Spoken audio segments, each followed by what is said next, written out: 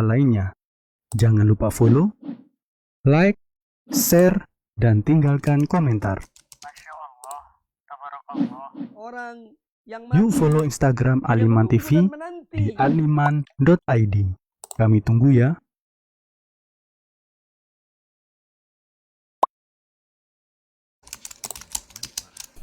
Yuk, Al-Iman TV bisa diakses melalui Facebook, mulai dari kajian rutin, video-video kreatif, hingga poster-poster dakwah. Like dan ikuti fanpage kami hanya di Al-Iman TV. dengan wahyu ini.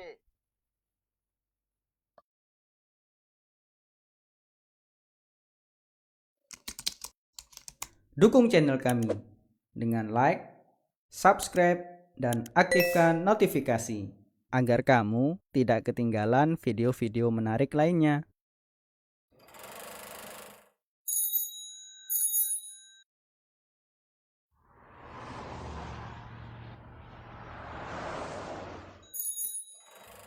Melangkah penuh percaya diri, dimanapun, kapanpun, dengan sarung mangga, inspirasi warna budaya Indonesia hanya ada di sarung mangga. Ciptakan momen rasa bangga bersama sarung mangga. Bangga bersarung mangga. Bangga tradisi Indonesia. Sarung mangga, kebanggaan kita. Bangga bersarung mangga. Sudah infak Al-Iman bulan ini?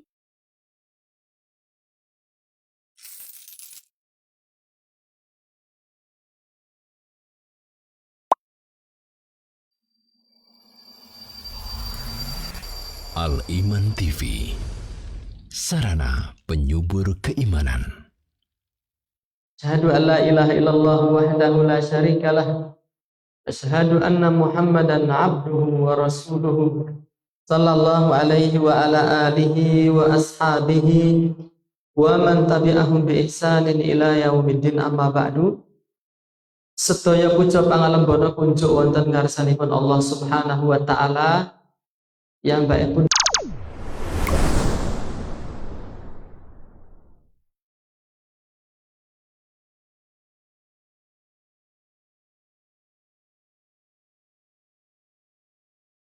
rahimahullah mengatakan, madamal ajalu baqiyan kana rizqu atiyan. Selama usia itu masih ada, niscaya rezeki pasti akan mendatanginya. Hanya saja konsep Ahlus Sunnah dalam menyambut rezeki, kita tidak hanya berpasrah begitu saja, tapi kita juga dituntut untuk melakukan ikhtiar, menempuh sebab, dan melakukan upaya-upaya dan usaha. Oleh karenanya, kita sebagai para orang tua hendaknya bisa mendorong anak-anak kita untuk menempuh sebab, melakukan usaha-usaha itu, dan mungkin memperkaya pengalaman-pengalaman anak, mengajarkan peluang-peluang untuk mendapatkan rezeki kepada anak. Inilah diantara ikhtiar orang tua untuk mengoptimalkan anak menjemput rezekinya. Dan ini merupakan tugas dan tanggung jawab orang tua. Itulah sebabnya kenapa Hasan Al-Basri rahimahullahu ta'ala ketika menerangkan tentang ayat ku anfusakum wa ahlikum nara, jagalah diri kalian dan keluarga kalian dari api neraka, beliau jelaskan caranya seperti apa. Kata Hasan Al-Basri, ya'muruhum bi ta'atillah wa yu'allimuhumul khaira. Cara menjaga keluarga, cara menjaga anak dari api neraka adalah dengan memerintahkan mereka mengerjakan ketaatan kepada Allah dan mengajarkan kebaikan-kebaikan kepada mereka. Nah, kebaikan-kebaikan di sini maknanya umum, sehingga mencakup kebaikan terkait dengan pendidikan ilmu Islam, pendidikan adab, termasuk juga pendidikan keterampilan bagi anak-anak kita. Nah, makanya insya Allah kita akan bahas bersama malam hari ini. Semoga Allah Subhanahu wa taala memberikan kemudahan buat kita semua. Baik, alhamdulillah, masya Allah, itu tadi pembuka yang mudah-mudahan bisa memberikan kita semangat untuk menyimak materi yang akan beliau bawakan. Melanjutkan perbincangan yang tadi dibuka oleh Kak Erlan. Kak Erlan berbicara tentang pengusaha. Untuk anak kecil sendiri, kalau di pandangan Kak Erlan, khususnya Kak Erlan juga akan sering banget berkomunikasi, berlingkungan ya dengan anak-anak. Kira-kira pengusaha seperti apa Kak Erlan yang bisa digambarkan khususnya bagi anak-anak yang saat ini sedang menyaksikan maupun orang tua yang nantinya bisa mengarahkan anaknya untuk berusaha seperti apa? Mungkin Kak Erlan bisa memberikan gambaran kepada ayah bunda yang saat ini hadir dan menonton live streaming malam hari ini. Baik, ayah bunda yang mencintai Allah dan semoga pula dicintai oleh Allah Subhanahu wa taala. Sebelum kita membahas lebih detail pengusaha yang seperti apa yang kita harapkan pada diri anak-anak kita, sebelum kita lebih jauh berbincang, kita patut lebih dahulu bertanya, kira-kira boleh nggak anak-anak kita bercita-cita jadi pengusaha? Kira-kira boleh nggak kalau kita sebagai orang tua mendorong anak kita jadi pengusaha? Boleh atau tidak Bapak Ibu? Hah? Boleh. Dalilnya apa? Kalau ditanya boleh, boleh. Dalilnya apa? Langsung pura-pura cari kesibukan karena nggak tahu jawabannya apa gitu ya. Masya Allah. Taib. Mengarahkan anak jadi pedagang, mengarahkan anak untuk jadi pengusaha, bahkan mengarahkan anak untuk jadi kaya raya, jawabannya adalah boleh. Bahkan Nabi SAW pernah mendoakan seorang anak. Ammar bin Huraith radhiyallahu anhu bercerita bahwa suatu kali Nabi SAW lewat di hadapan Abdullah bin Ja'far. Lalu kemudian Nabi lihat Abdullah bin Ja'far ini sedang asyik bermain tanah. Lalu kemudian tiba-tiba Nabi SAW mendoakan, Allahumma barik lahu fi tijaratihi. Ya Allah, berkailah ia dalam urusan perdagangannya. Doa Nabi ini isyarat bahwa Nabi menyetujui kalau Abdullah bin Ja'far yang kecil ini kelak akan menjadi pedagang, bahkan Nabi doakan semoga perdagangannya diberkahi oleh Allah Subhanahu wa taala. Maka doa dari Nabi ini menjadi dalil bahwa boleh-boleh saja menganjurkan anak-anak kita untuk jadi pedagang ataupun pengusaha. Bahkan Nabi SAW pernah mendoakan seorang anak kecil supaya dia diberikan keberlimpahan harta. Adalah Nabi SAW mendoakan khadimnya. Siapa pelayannya Rasulullah Bapak Ibu? Yang tahu dapat hadiah tisu cantik. Silakan yang pakai dasi dan pakai jas. Iya. Siapa khadimnya Rasulullah Mas? Ummu Aiman kurang tepat. Iya. Anas bin Malik, ahsanta. Silakan Pak, dapat tisu sama cendol. Masya Allah, silakan. Fadhal. Ini cendolnya enak katanya. Tadi Pak Sofyan makan 3 kali katanya. Masya Allah. Iya, adalah Nabi SAW mendoakan Anas bin Malik. Ini khodimnya Rasulullah yang masih kecil ya. Karena beliau itu dihadiahkan oleh Ummu Sulaim sebagai pelayannya Rasulullah SAW. Dan Nabi SAW mendoakan Anas bin Malik. Apa doanya? Doa ini juga bisa Bapak Ibu baca untuk buah hati tercinta. Doanya bagus sekali. Doanya begini. Allahumma akfir malahu wa waladahu wa barik lahu fima a'taitahu. Yang sudah hafal angkat tangan. Kalau sudah hafal hadiahnya spesial. Boleh pulang duluan. Kok kayak anak SD ya. Allahumma akfir malahu wa waladahu wa barik lahu fima a'taitahu. Ya Allah, perbanyaklah hartanya, perbanyaklah anak keturunannya, dan ini yang paling penting nih doanya, wa barik lahu fima a'taitahu, dan berkahilah apa yang telah engkau anugerahkan kepadanya. Jadi Nabi ajarkan kita bukan hanya sekedar anak itu punya banyak harta. Betapa banyak ada orang banyak harta tapi hartanya tidak berkah. Hartanya tidak memberikan kebaikan dan manfaat kepada pemiliknya. Justru gara-gara hartanya, kesibukan dagangnya membuat orang ini jauh dari mengingat Allah Subhanahu wa taala. Maka Nabi ajari kita tentang konsep berkah. Apa itu berkah? Kathratul khair wa thubutuhu. Banyaknya kebaikan dan berlimpahnya kebaikan tersebut. Nabi doakan Anas bin Malik, ya Allah, perbanyaklah hartanya, perbanyaklah anak keturunannya, dan berkahilah apa yang telah engkau anugerahkan kepadanya. Ini isyarat bahwa Nabi tidak melarang untuk kaya raya. Bahkan Nabi mendoakan Anas bin Malik supaya banyak hartanya. Allahumma akthir malahu wa waladahu wa barik lahu fima a'taitahu. Ini kalau anaknya laki-laki. Kalau anaknya perempuan, Allahumma akthir malaha wa waladaha wa barik laha fima a'taitaha. Jadi diganti domir atau kata gantinya Bapak Ibu semua ya. Taib. Dan kita lihat buah dari doa Nabi SAW. Anas bin Malik tadi didoakan supaya kaya raya, hartanya berlimpah.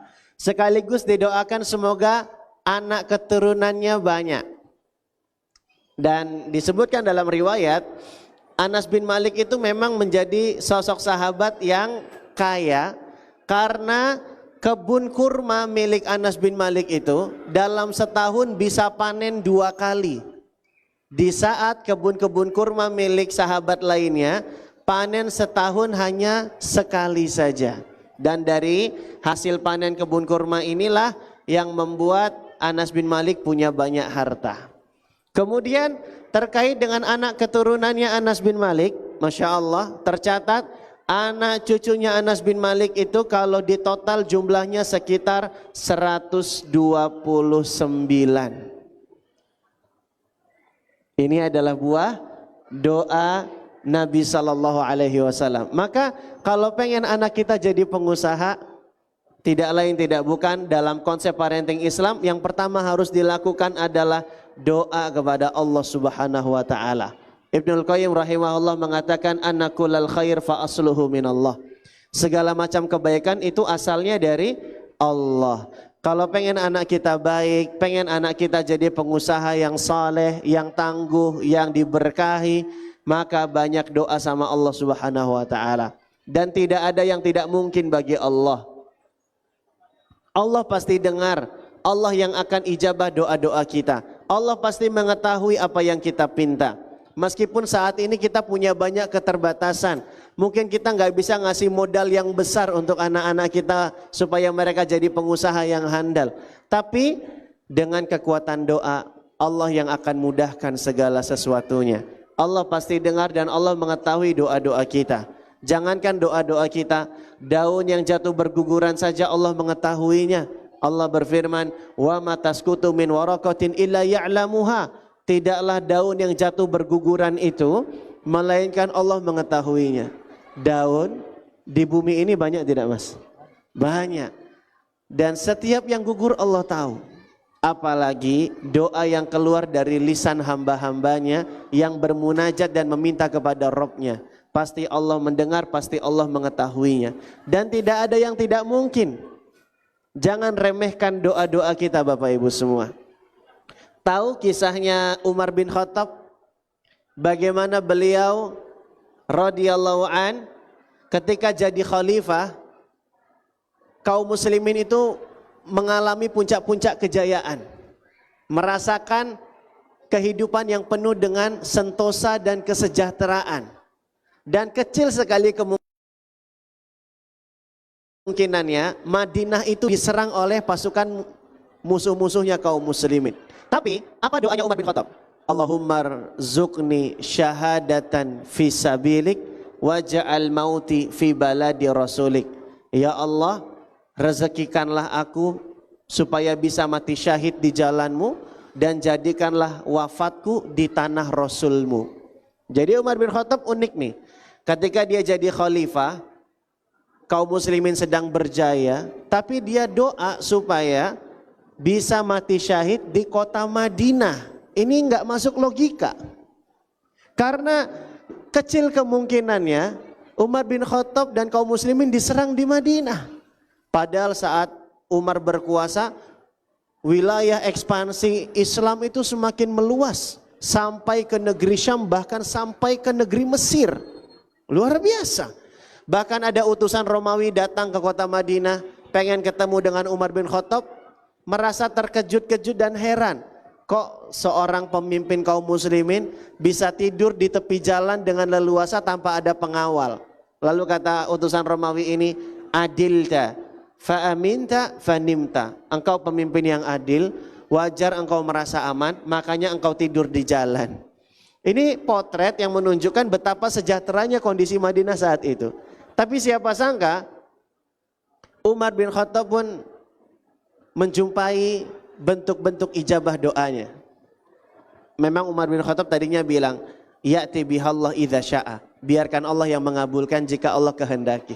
Dan benar saja di suatu subuh, Umar bin Khattab lagi pimpin sholat jadi imam. Kemudian dia ditusuk oleh Abu Lulu'ah al-Majusi. Seorang beragama Majusi, dan karena peristiwa penusukan inilah Umar bin Khattab beberapa hari kemudian wafat dan dikatakan sebagai syahid. Dan syahidnya di mana? Di kota Madinah. Jadi nggak ada yang nggak mungkin Bapak Ibu semua. Maka banyak-banyak doa, terutama doakan kebaikan untuk anak-anak kita. Doakan supaya berkah perdagangan mereka. Doakan semoga hartanya dilimpahkan oleh Allah dan diberkahi oleh Allah Subhanahu wa ta'ala. Kemudian setelah berdoa, langkah berikutnya supaya kita bisa mendidik anak menjadi pengusaha yang tangguh adalah kita perlu mengasah kecerdasan anak. Kalau teorinya Howard Gardner, ada 9 kecerdasan. Dan beberapa kecerdasan ini mesti dimiliki oleh para pengusaha. Mesti dimiliki oleh para pedagang. Oleh karenanya kita sebagai orang tua perlu mengasah kecerdasan-kecerdasan ini bagi anak-anak kita. Di antaranya kecerdasan linguistik. Kecerdasan berbahasa, karena pedagang dan pengusaha itu perlu untuk bisa berretorika, melobi, bernegosiasi dan seterusnya. Kita juga perlu mengasah kecerdasan logis numerisnya, biar anak itu pandai hitung-hitungannya, bisa ngukur keuntungan, bisa memperkirakan kerugian, menganalisis segala sesuatunya, sehingga anak pandai dalam mengambil keputusan. Ini kecerdasan logis numeris. Anak-anak juga perlu kita latih untuk punya kecerdasan intrapersonal. Kecerdasan di mana anak mampu untuk mengatur dirinya, mampu bangkit kalau rugi, mampu bangkit kalau gagal. Ini kecerdasan intrapersonal. Begitu pula dengan kecerdasan interpersonal. Ini kemampuan untuk membangun relasi dengan yang lain. Karena dagang, jadi pengusaha juga butuh link dan relasi. Nah, kecerdasan-kecerdasan semacam ini orang tua bisa perkaya dan asah dengan cara apa? Dengan cara memperbanyak pengalaman-pengalaman dan jam terbang anak. Kalau anak tidak dibiasakan, maka tentu anak tidak akan terbangun mental dagang dan pengusahanya. Ibnu Mas'ud mengatakan, awiduhumul khaira fa inal khaira bil adah. Biasakanlah anak dengan kebaikan, karena kebaikan itu buah dari kebiasaan. Mental itu bisa dilatih dan dibentuk.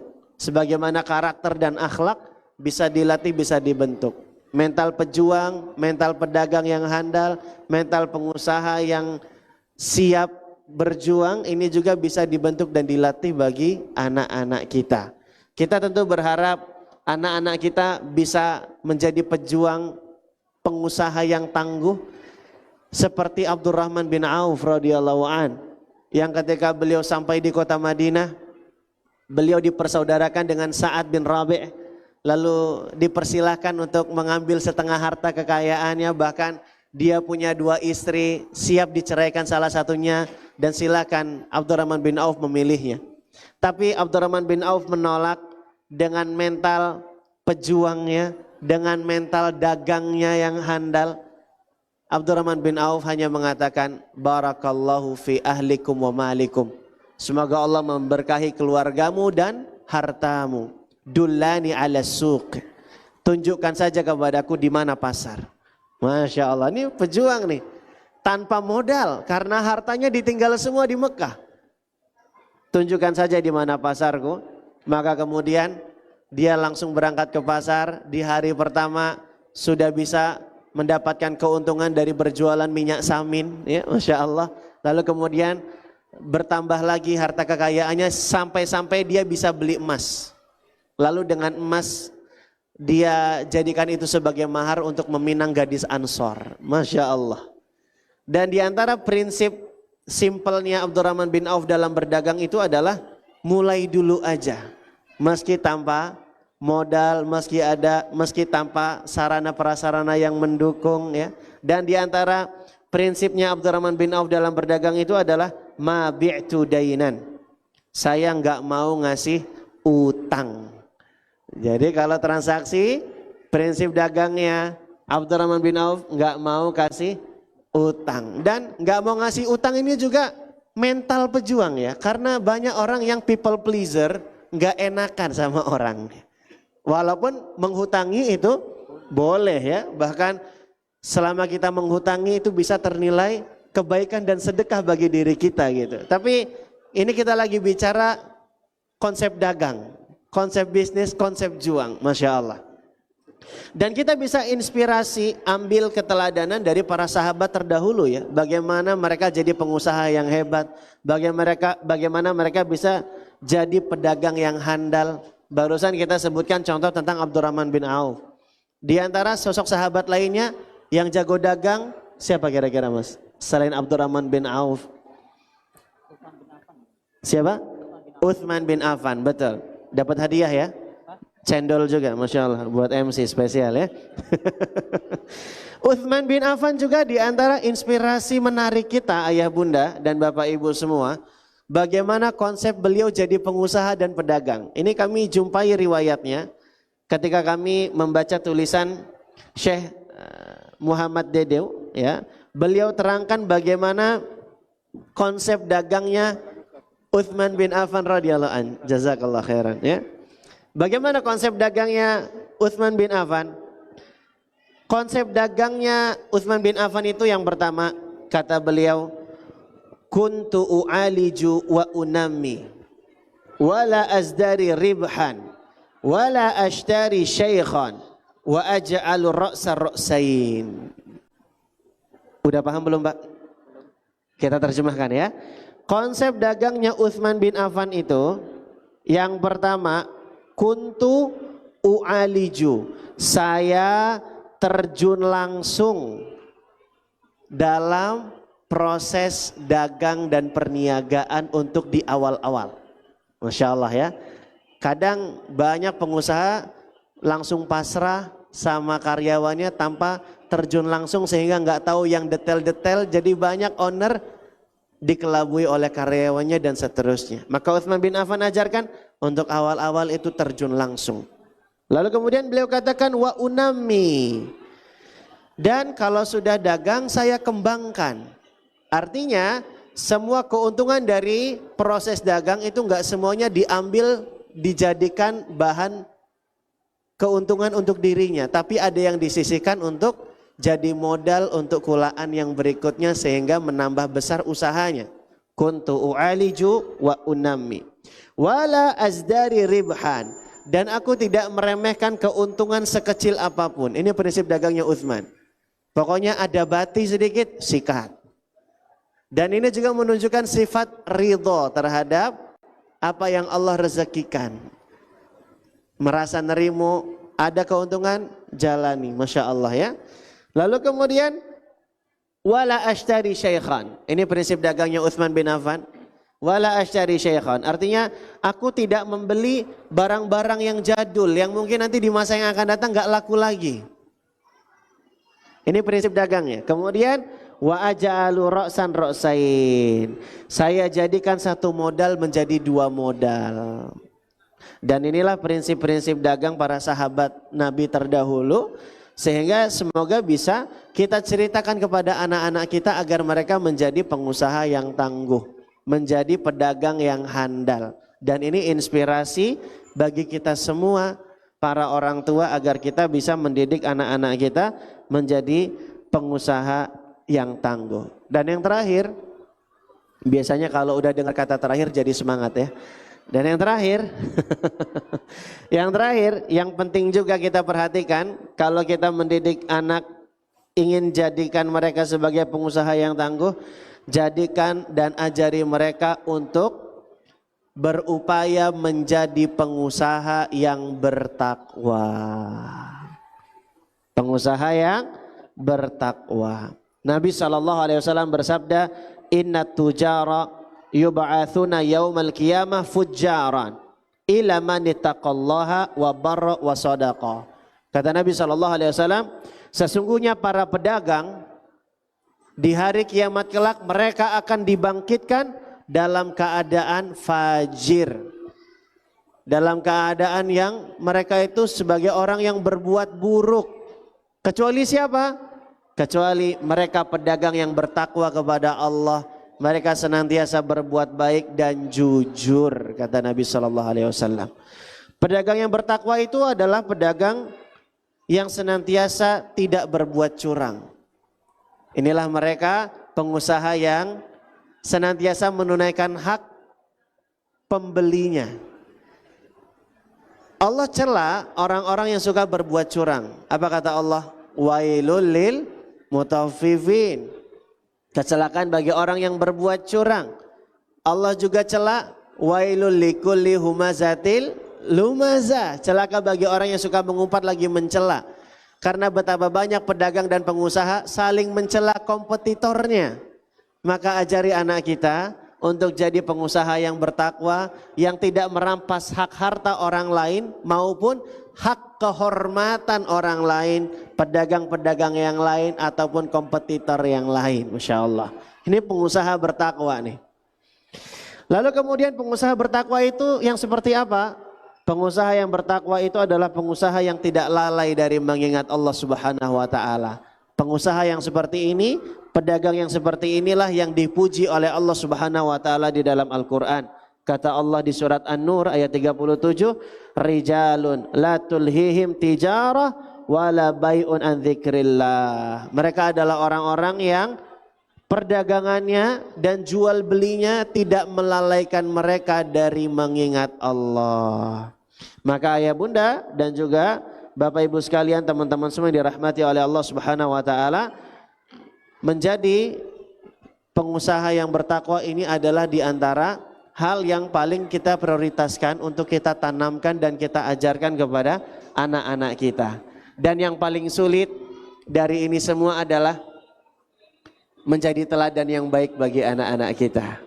Karena kalau pengen anak-anak kita jadi pengusaha yang bertakwa, kita sebagai orang tua contohkan dulu jadi sosok yang bertakwa itu seperti apa. Kalau pengen anak-anak kita jago berdagang sebagai para sahabat, punya kecerdasan-kecerdasan yang tadi disebutkan, maka kita sebagai orang tua yang mencontohkan terlebih dahulu. Makanya kebaikan anak itu dimulai dari kebaikan diri kita sendiri. Kesulitan terbesar mendidik anak itu adalah mendidik diri kita sendiri. Karena kita akan dicontoh dan ditiru oleh anak-anak kita. Itulah sebabnya Allah mendahulukan kata anfusakum baru kemudian ahlikum di surat At-Tahrim ayat yang ke-6. Ku anfusakum wa ahlikum nara. Jagalah diri kalian dan keluarga kalian dari api neraka. Allah dahulukan penyebutan anfusakum baru kemudian ahlikum. Diri-diri kalian dan keluarga kalian. Ini isyarat perbaikan anak dimulai dari perbaikan diri kita sendiri terlebih dahulu. Kebaikan anak dimulai dari kebaikan kita diri sebagai orang tuanya terlebih dahulu. Maka mari kita belajar terus jadi orang tua, berusaha menjadi sosok orang tua yang bertakwa, berusaha menjadi orang tua yang punya kecerdasan yang baik sehingga bisa mencontohkan kecerdasan itu kepada anak-anak kita, memotivasi mereka untuk mengasah kecerdasannya dengan membersamai mereka, memotivasi mereka dan menemani mereka untuk menambah jam-jam pengalamannya sehingga terbentuk mental-mentalnya. Dan jangan lupa untuk banyak berdoa kepada Allah Subhanahu wa ta'ala. Taib, mungkin ini yang bisa kita sampaikan. Nah, baik, Masya Allah, Alhamdulillah.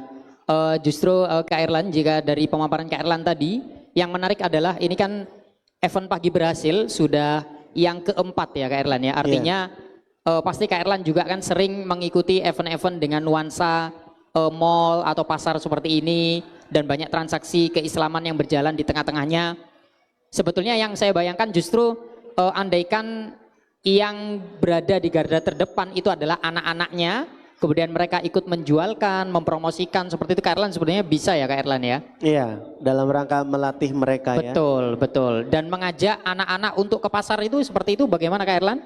Boleh ya? Boleh, boleh. Makanya mungkin nanti yang buka stand anak-anak ya. Nah betul, ada stand khusus anak-anak juga. Apalagi dikhususkan untuk anak-anak juga sehingga yang beli anak-anak, yang menyediakan standnya juga anak-anak. Masya Allah. Baik. Selagi nanti tetap di bawah supervisi para orang tua. Betul, ya. Tetap dengan pendampingan orang tua.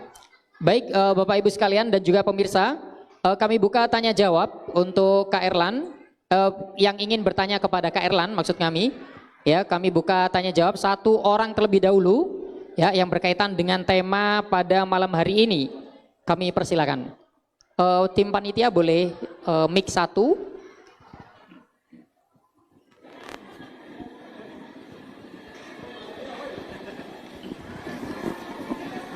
Boleh disebutkan nama, kemudian asalnya juga atau dari mana?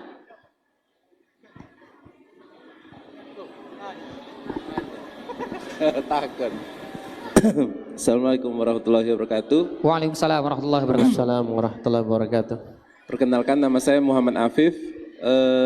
Untuk alamat Surabaya aja, dekat sini.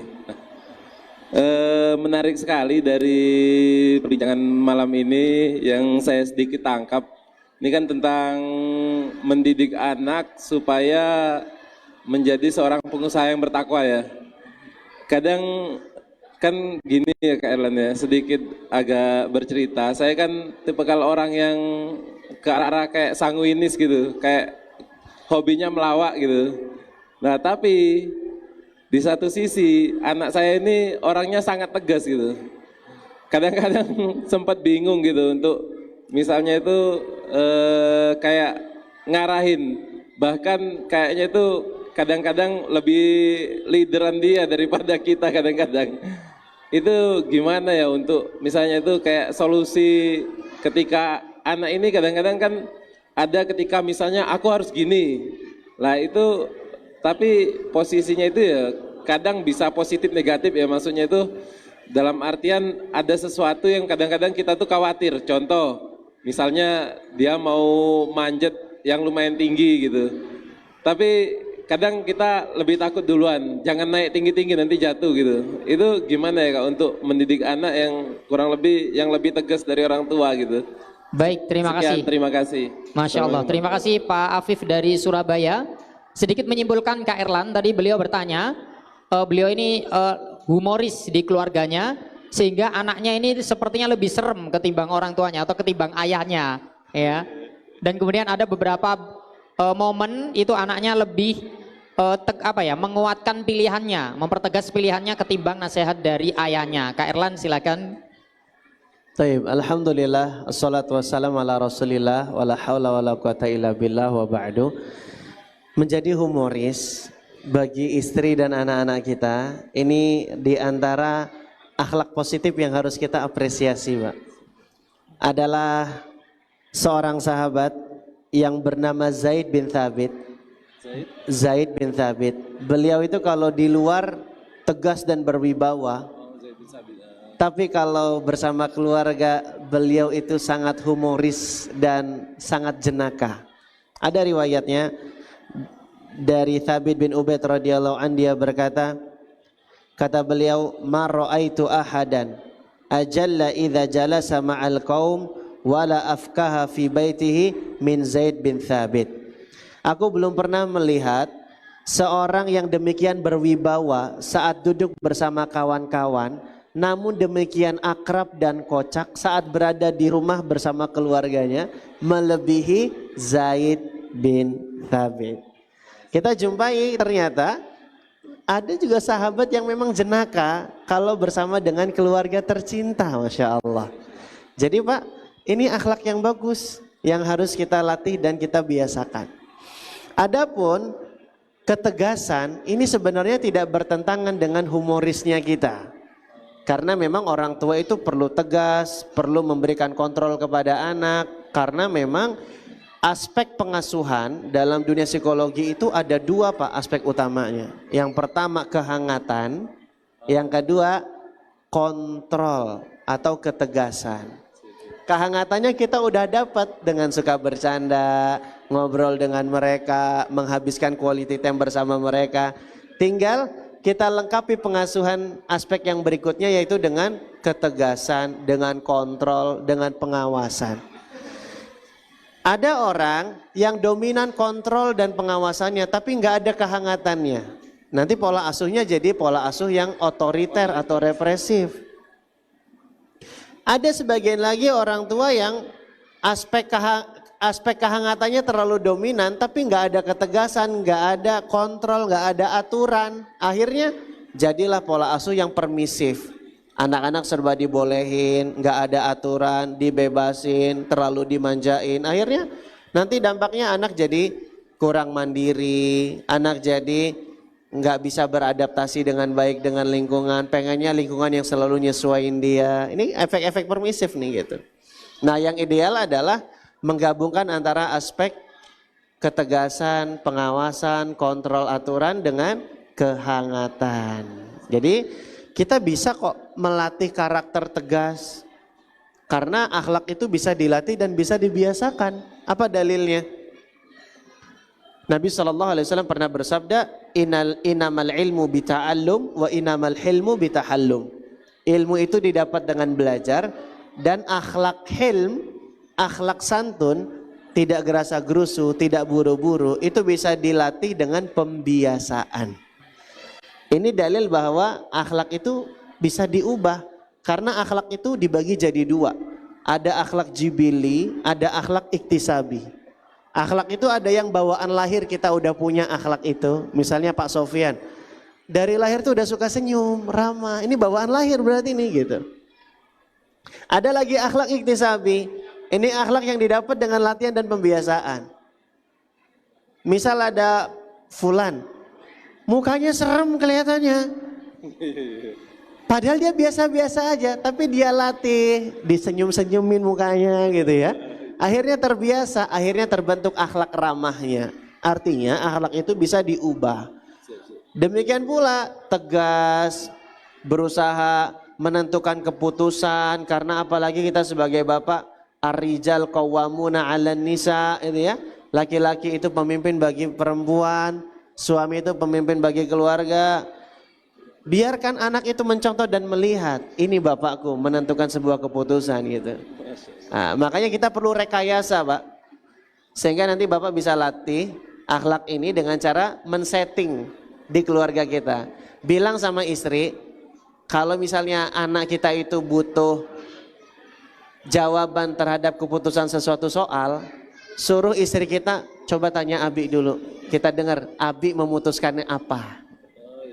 Banyak para bapak kehilangan qawamahnya. Ketika ditanya sama anaknya, bapaknya bilang apa? Tanya Umi sana.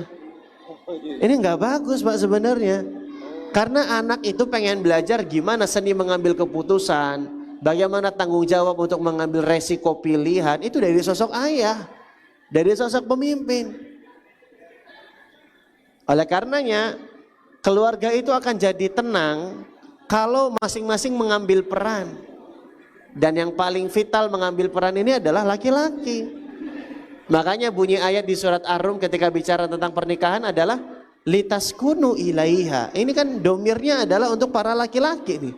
Jadi yang sebenarnya buat tenang keluarga itu kuncinya di laki-laki. ketika dia benar-benar punya ketegasan, jadi pemimpin yang baik bagi keluarga, mencontohkan bagaimana mengambil keputusan, maka yakinlah keluarga itu akan mendapatkan ketenangan. Maka kita bisa latih ini Pak, dengan kita setting tiap keputusan penting pokoknya tanya ayah gitu.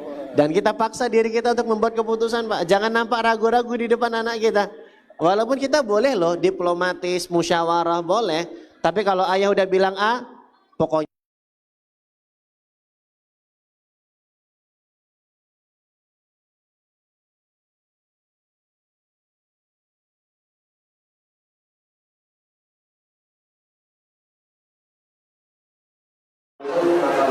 di setiap tempat ada perkataan, di setiap perkataan ada tempat. Jadi kalau kita misalnya ada waktu tiba-tiba dan begitulah keterlibatan yang tidak sudah baik, insyaallah. Jazakallah khairan kepada yang sudah bersama ini.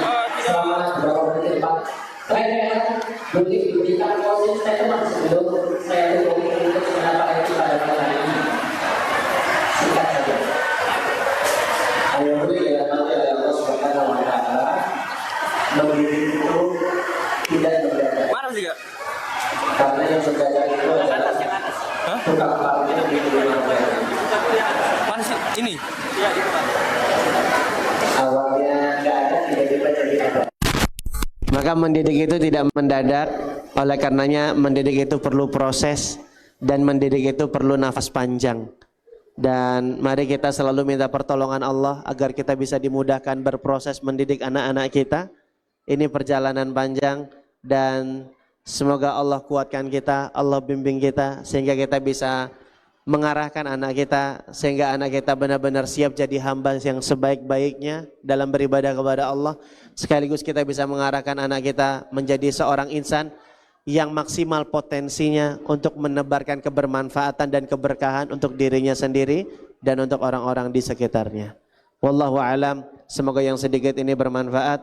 Wassallallahu ala nabiyyina wa ala alihi wa ashabihi ajma'in. Akhiru da'wana anil hamdulillahi rabbil alamin. Alhamdulillah, Masya Allah. Demikian para hadirin dan ayah bunda sekalian.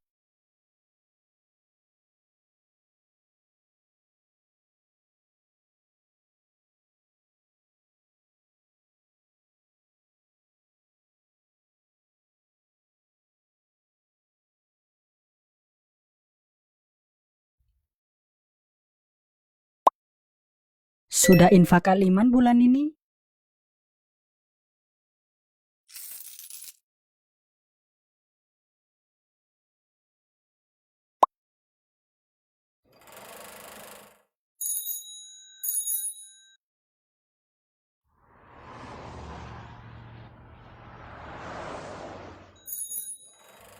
Melangkah penuh percaya diri, dimanapun, kapanpun, dengan sarung bangga, inspirasi warna budaya Indonesia hanya ada di Sarung Mangga. Ciptakan momen rasa bangga bersama Sarung Mangga. Bangga bersarung mangga. Bangga tradisi Indonesia. Sarung Mangga, kebanggaan kita. Bangga bersarung mangga. Dukung channel kami dengan like, subscribe, dan aktifkan notifikasi agar kamu tidak ketinggalan video-video menarik lainnya.